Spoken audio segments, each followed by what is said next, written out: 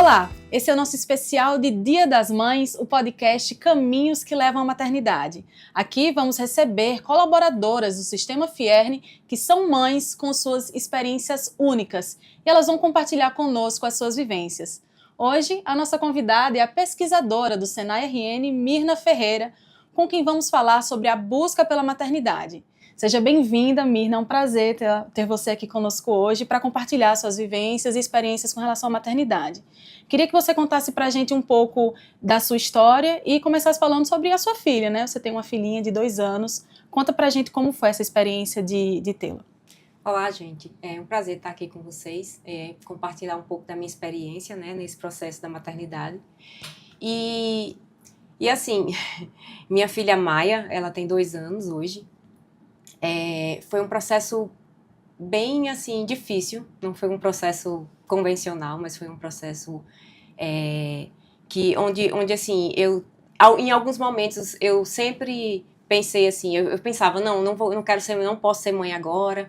Aí depois a gente conversava lá em casa, eu com meu esposo, quando é que será que a gente vai ter um filho?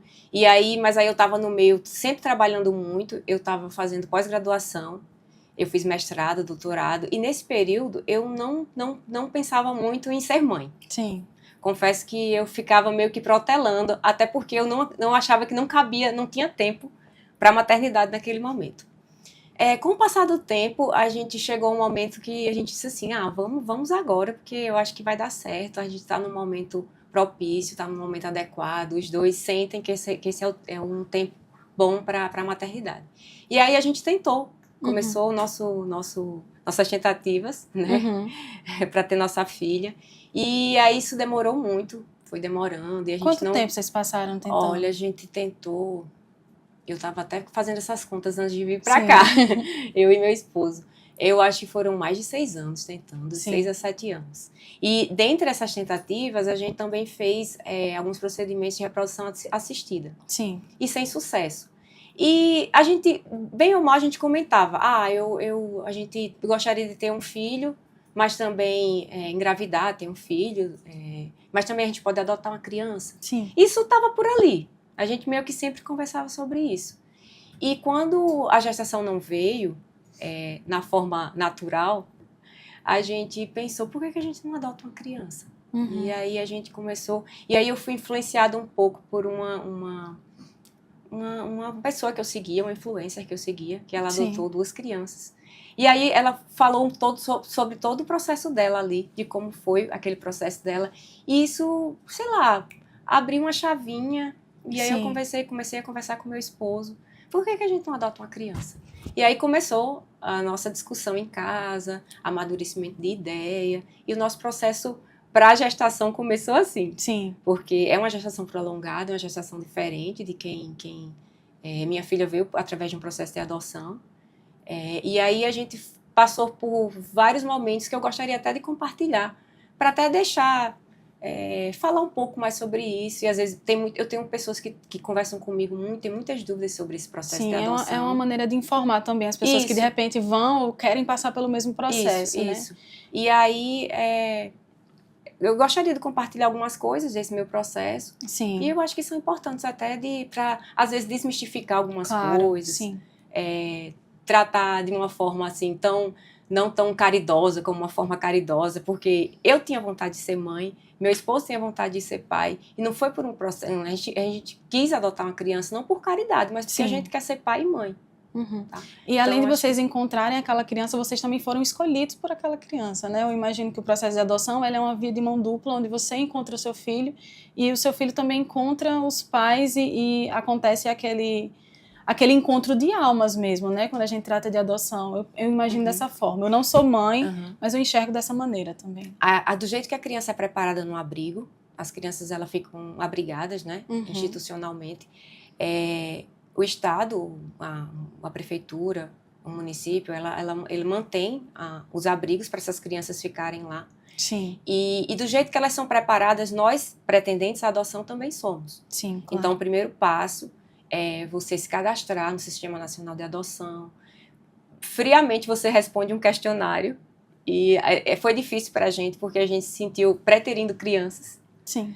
Porque você tem que fazer um perfil, Uhum. você tem que escolher, você pode escolher faixa etária, você pode escolher sexo, etnia, você pode escolher se a criança pode ter doenças tratáveis, doenças infecto-contagiosas. Então, realmente você faz um perfil e é a primeira coisa que você faz. Sim. Esse perfil ele pode ser modificado ao longo do processo. Porque, assim, até você se tornar pretendente à adoção, não precisa ser casal, você pode adotar sozinha, se você não for casado e não tiver um companheiro ou uma companheira, você pode também se submeter ao processo para ser pretendente à adoção. Sim. E aí, nessa preparação, a gente percebeu que não era aquele perfil que a gente tinha colocado no início. A gente foi modificando, porque a gente foi preparado, foi sendo preparado para aquilo.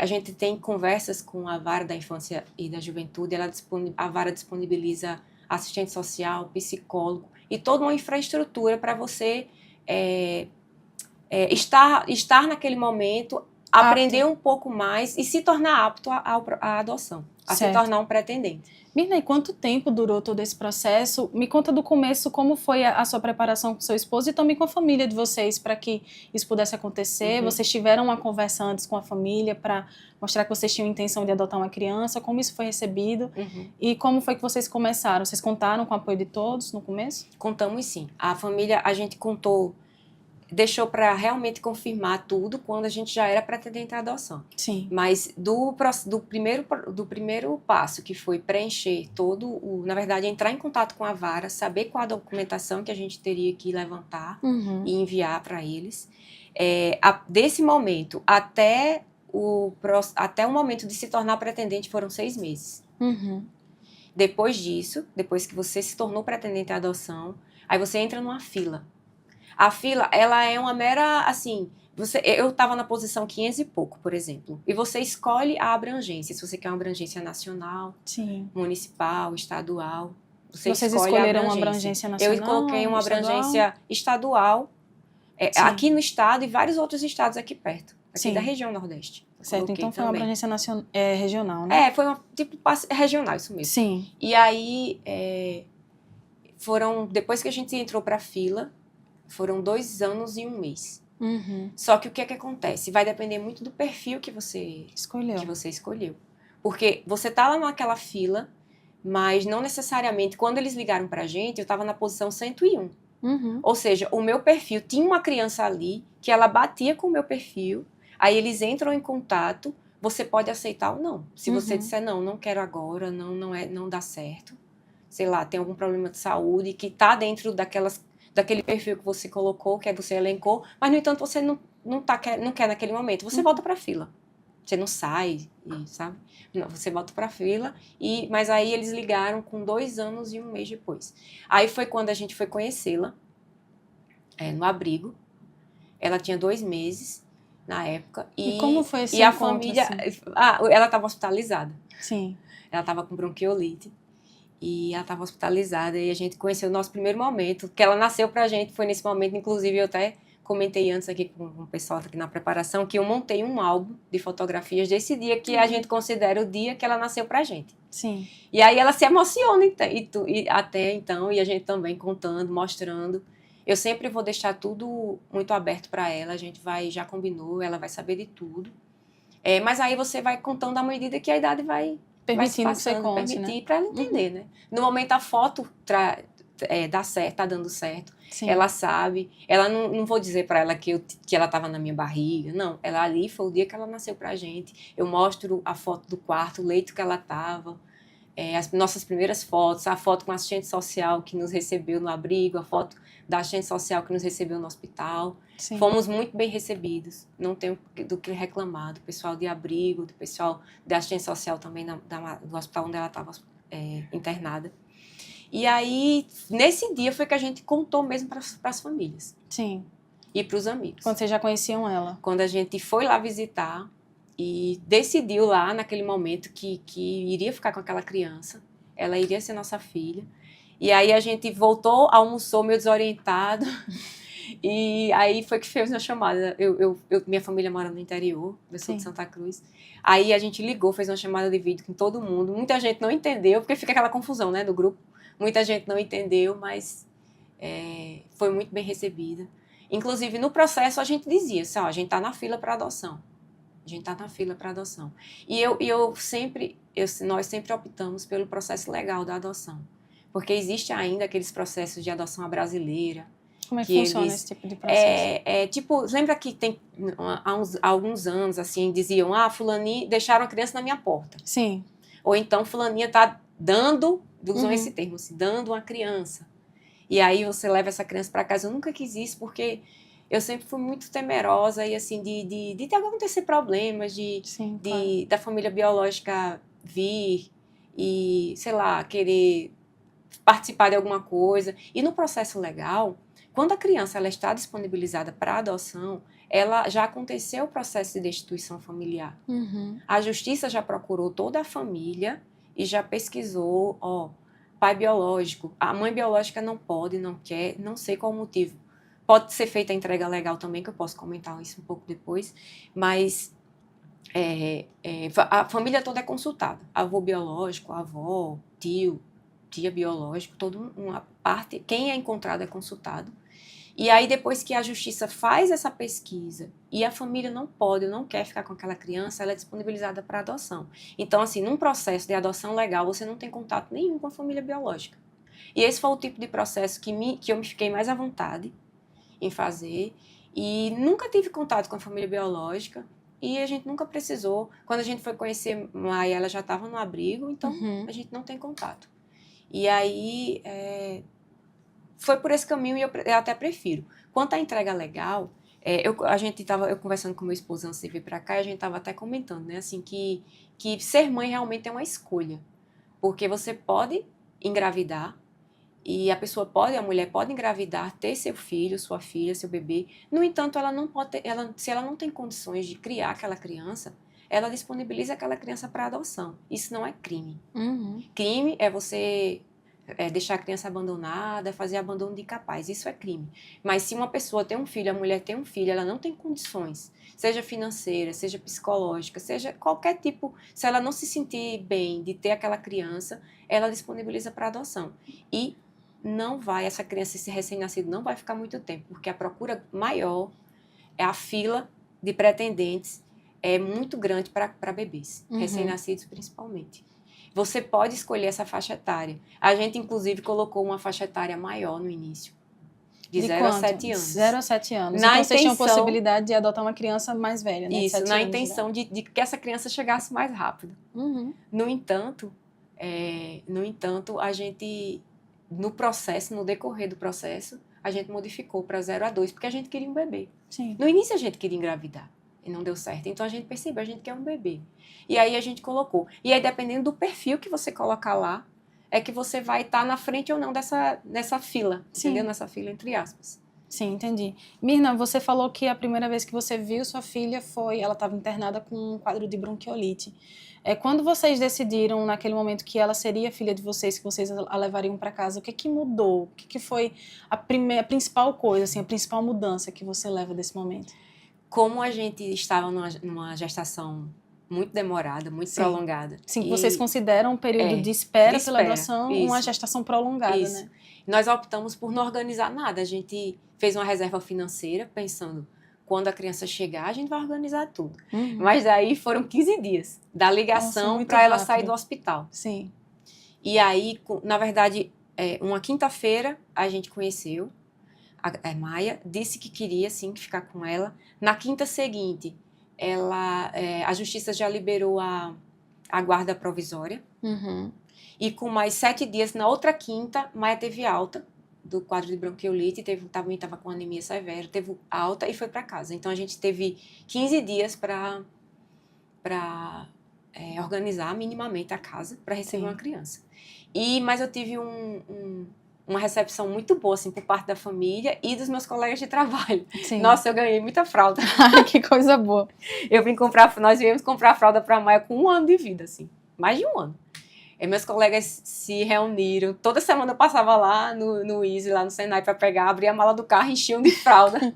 Mirna, passa aqui, tem fralda. Mirna, aqui passa, tem uma lembrancinha. Recebi cartas muito bonitas, eu guardo junto desse álbum. Algumas pessoas escreveram umas cartas muito lindas para minha filha, para mim. E eu não sei se, assim, As pessoas não estavam acostumadas com esse processo de adoção. Tinha pessoas que chegavam assim, Mina, é a primeira pessoa que eu conheço que adotou uma criança. Aí tem muita dúvida, sabe? Aí eu converso o que dá para conversar. E esclareço algumas coisas, mas foi uma receptividade muito boa, assim, lá no trabalho. Todo mundo ficou muito feliz. Minha família, nossa, todo mundo adora a Maia, é uma criança muito especial. E o que mais mudou na rotina de vocês com a chegada dela? Olha, eu tive muita privação de sono, apesar de não amamentar. Me foi dada a opção, mas eu preferi não, eu optei naquele momento por não amamentar. Com estímulo e medicação poderia, foi me dada a opção. Desculpa, quando ela chegou para vocês, ela tinha quantos meses? 2 meses só, era bem bebezinha. Ela já estava no uso de fórmula, no abrigo no hospital, eu continuei com o uso da fórmula. E aí mudou assim, eu tive uma enxaqueca de 8 dias que não passava, eu tive privação de sono por conta da alimentação da madrugada. Eu não estava acostumada com aquilo. A rotina da casa mudou completamente. Nossa vida mudou completamente. E eu fui para o hospital, fiz até uma tomografia, porque eu não aguentava de dor de cabeça. Mas eu simplesmente dormi a manhã e a tarde no hospital. E fiquei boa da dor de cabeça. Só. Então, assim, foi um período de adaptação dos 3. Como não tem a gestação para a família ir se adaptando, é ali no dia a dia, é ali, sabe, naqueles momentos mesmo da gente. E os 3, eu acho que foi muito rápida a nossa adaptação. Sim. Mas, claro, tem todos os perrengues de ter um bebê em casa. Sim, claro. A gente acorda de madrugada até hoje, ela agora que foi pro quarto dela. Então, assim, a gente passa por várias fases e tem coisa que a gente já sente saudade. E eu vivo minha maternidade plena. Vivo minha maternidade plena. Muitas pessoas perguntam, você não quer adotar o segundo ou não quer ter o segundo? Agora eu quero só ela porque ainda dá trabalho, ela só tem 2 anos. Talvez, como um colega de trabalho me disse uma vez, talvez a natureza apague os momentos ruins que você passa. Muitas famílias passam por isso. Você apaga aquele momento ruim de sei lá, de falta privação de sono ou de muitas noites em claro, com febre, alguma coisa assim. Mas aí eu vivo minha maternidade plenamente, assim. Não tenho, acredito, eu nunca senti falta de engravidar. Sim. Não era uma coisa, um desejo meu. Assim. Seu desejo era ser mãe, não necessariamente passar pela gravidez. Não necessariamente engravidar, entendeu? E eu sou mãe, assim, e me sinto muito bem. E sinto muito carinho da minha filha. Eu sei que nós somos a referência dela, assim. Sim. Então, estamos passando um momento muito bonito, assim, dela, de falar, de descobrir muitas coisas. Ela é uma criança muito esperta. E está sendo maravilhoso, assim, claro, tem os perrengues de se ter um bebê. Certo. Nosso primeiro episódio está chegando ao final agora. Mina, você gostaria de dizer mais alguma coisa para aquelas mães que pretendem adotar seus filhos? É um processo demorado. Hoje eu entendo que é super necessário essa demora. Se deem preferência pela adoção por um processo legal, porque eu acho que você fica mais tranquila. Demora, mas é um processo que você vai ficar mais tranquila. Sim. Toda a família vai ficar mais tranquila. Mas eu digo para você que não tem diferença na minha maternidade para nenhuma outra maternidade. Claro, com certeza. Esse é a minha fala final. O podcast Caminhos que Levam à Maternidade fica por aqui. Essa é uma iniciativa da Fierne, através da Unidade de Desenvolvimento Humano, em parceria com a Unidade de Assessoria de Comunicação e Eventos. Eu vejo vocês na próxima e tchau, tchau. E no próximo episódio de Os Caminhos que Levam à Maternidade, nós vamos falar sobre os primeiros anos da maternidade com a gestora de compliance da Fierne, Gabriela Rebouças.